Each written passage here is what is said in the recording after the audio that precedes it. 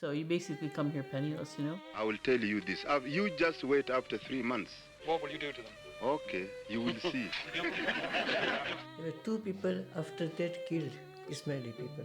All the Asians had to leave. Coming to a country with nothing. And it was literally nothing. We're all in it together, we're all going through it together.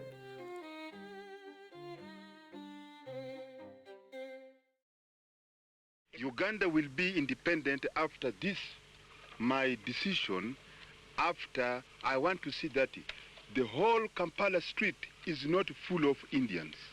It must be proper black and administration in those shops is run by the Ugandans. Would you like to get all Asians out, really, sir? Yes, they must go to their country. And because I was younger, I started kindergarten right when we came. And so there was also this culture of, you know, but the good thing is, like in Africa, the teachers could hit you. You know, I remember getting hit by the teachers. So you came here and you were expecting to get smacked, and you wouldn't. And the teachers would be very understanding and they would help out. And it was a very different culture that way. But the kids were bullies. Anytime there's a change, the kids were bullies. We'd gone out at night and it was curfew.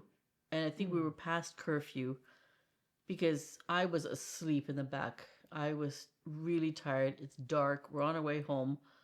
Fell asleep in the car. All of a sudden, my dad stops, and I'm like, what's going on? Didn't pay attention to anything. And then he rolls down the window, and I hear him talking to somebody about something, and it's a guard. It's an African guard. So he gets out of the car, and I can see out of my window that they're talking, and then all of a sudden, he puts a gun to my dad's chest. And, you know, where were you? And what are you doing coming home so late? You know, it's past curfew. Where were you? This kind of thing. And I lost it. You know, I started screaming and thinking my dad was going to get shot. And my window, I remember, was open a little bit, like halfway.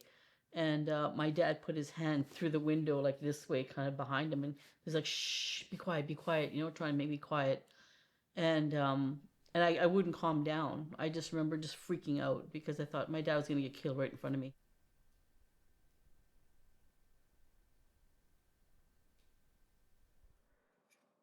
We left in 72, I think. So that's your passport from 1970? Yeah, this is passport. I got it in 1970. And 1972, we had to leave the country. So even with a Ugandan passport, as a Ugandan citizen, you were still kicked out? We had to go because we were Asians. All the Asians had to leave. It was named after Mahmoud, who was our oldest cousin, who died when he was, 3? Yeah. When he had, leukemia? Yeah, no, he had leukemia. Leukemia.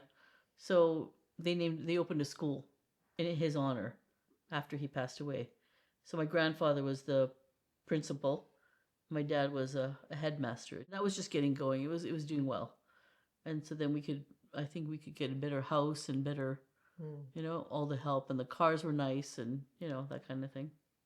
But I do remember coming to Canada and not having any money, and my bed sheets tore because they were threadbare, and I was sewing my bed sheets with a black thread, really bad job. And my mom looks at my bed, she's like, what are you doing? And I said, you guys keep telling me we have no money. I'm sewing my bed sheet. And she goes, we're not that poor. So, you know, when you hear the word you're poor, we can't afford this, we can't afford that. You make do with whatever you can, right?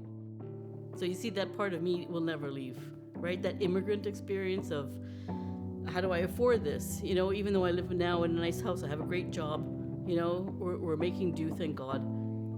But that part of the immigrant story doesn't change.